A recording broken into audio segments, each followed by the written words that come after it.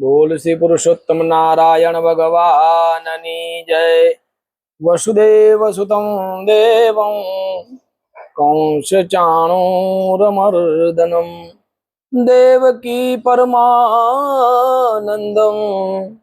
कृष्ण वंदे जगद्गुरु। बोल श्री कृष्ण कन्हैया लाल की जय।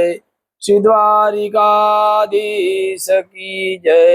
श्री गोपाल लाल प्यारे की जय।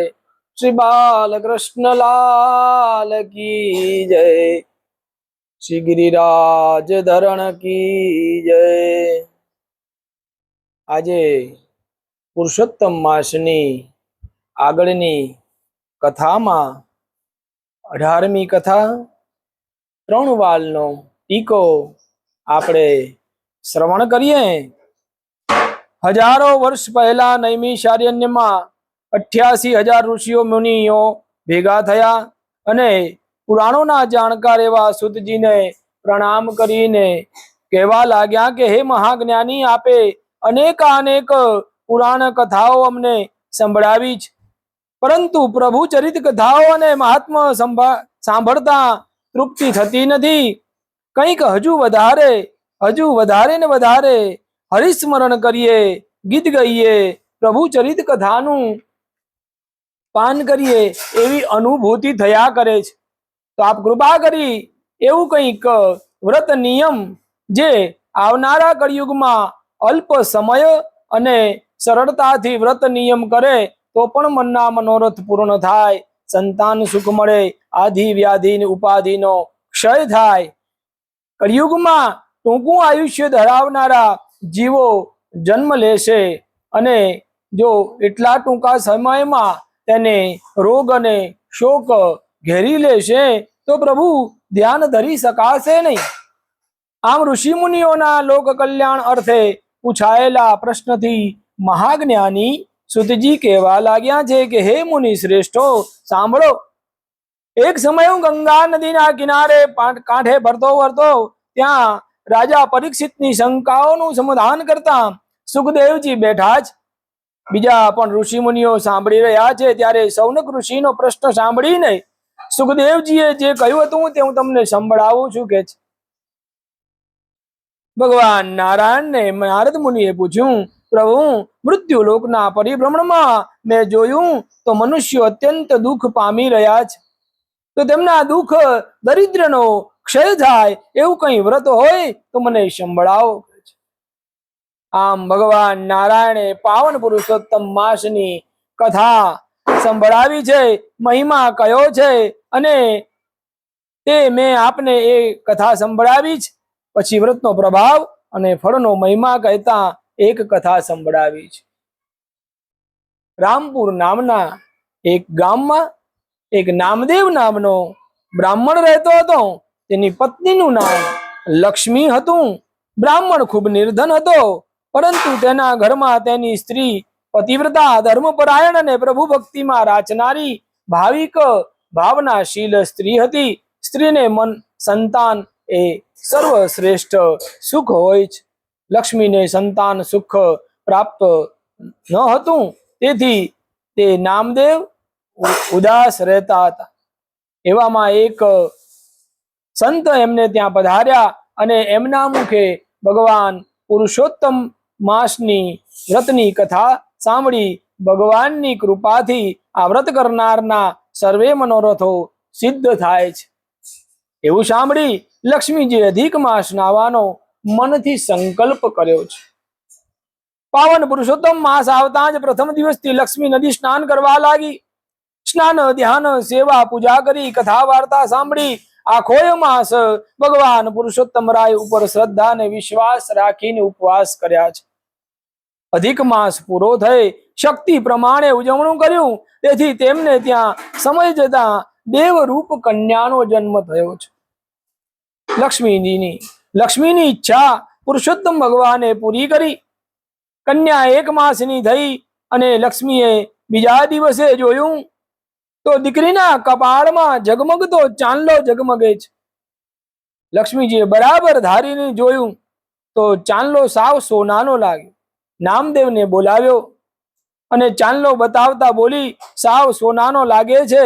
હાથ લગાવતા દીકરીના કપાળેથી ચાંદલો ખરી પડ્યો. નામદેવે તો સોનીને ત્યાં જઈને બતાવ્યો, તે સોનાનો છે એમ જાણતા તેની કિંમત કરાવીને ઘરે આવે. આમ નામદેવ અને લક્ષ્મીને વ્રતના ફળના પ્રભાવે દીકરીના કપાળથી રોજ 3 વાલનો ટીકો મળવા લાગ્યો. ધીરે ધીરે નામદેવ સમૃદ્ધ થવા લાગ્યો, પરંતુ ધનિક બનતા તો નામદેવનું અભિમાન વધી ગયું. લક્ષ્મી સમજાવે પણ કોઈ પરિણામ આવતું નથી. વર્ષો જતા દીકરી ઉંમર લાયક થઈ છે. લક્ષ્મી નામદેવને કહે, દીકરી મોટી થઈ છે, પરણવા લાયક છે, તેથી તેને કોઈ સારું ઘર અને વરની શોધ કરીને પરણાવવી જોઈએ. પરંતુ નામદેવને એવી કોઈ ચિંતા નથી, કેમ કે દીકરીને જો પરણાવી દે તો રોજ 3 વાલનું સોનું મળતું બંધ થઈ જાય. એટલે પત્નીનું કહેવું એક કાનથી બીજા કાને કરે છે. પરંતુ લક્ષ્મીને દીકરીની ચિંતા, તેથી વારે ઘડીએ નામદેવને આગ્રહ કરે. આખરે નામદેવે મનમાં વિચાર્યું, એવો કોઈ વર શોધી કાઢું જે એકલો હોય અને ઘર જમાઈ થઈને પોતાના ઘરે રહે, જેથી કરી 3 વાલનું સોનું પોતાને મળે. આમ વિચારી પોતાના સેવકને બધી વાત સમજાવી મૂર્તિયાની શોધમાં મોકલ્યો છે. લક્ષ્મીને આનંદ થયો, પરંતુ ભોળી સ્ત્રીને નામદેવના મુરાદની ખબર નથી. એને તો બસ થઈ ગયું કે હવે દીકરીના લગ્ન થશે ને કન્યાદાન જેવા મહાપુણ્યની પોતે અધિકારી થશે. પેલો સેવક ફરતો ફરતો શ્યામપુર નામના નગરમાં આવ્યો છે.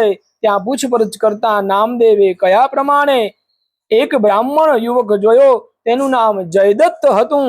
પેલા સેવકે બ્રાહ્મણ યુવાનને બધી વાત કરી, પોતાની સાથે લઈ નામદેવની પાસે આવ્યો. નામદેવની ખુશીનો પાર નથી. એને તો જોઈતો વર મળી ગયો, પછી તો દીકરીના લગ્ન કર્યા છે.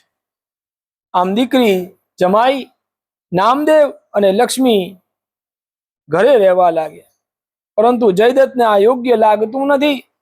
એકવાર દીકરી હેમવતીએ પોતાના પતિને સર્વ વાતે જાણ કરી છે અને કહ્યું કે તેથી જ મારા પિતા તમને ઘર જમાઈ તરીકે રાખે છે, કેમ કે જો હું તમારી સાથે શામપુર આવું તો તેમને રોજ 3 વાલ જે સોનું મળે છે મળતું બંધ થઈ જાય.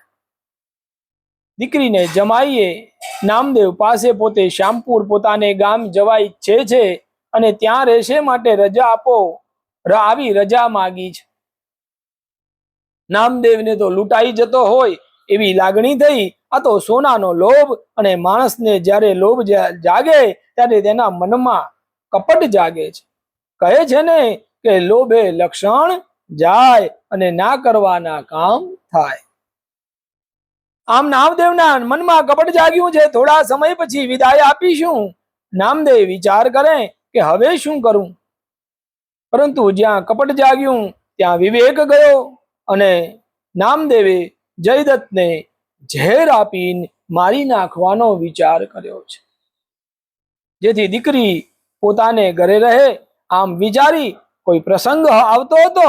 ઘરમાં સરસ મજાની રસોઈ લક્ષ્મીએ બનાવી છે.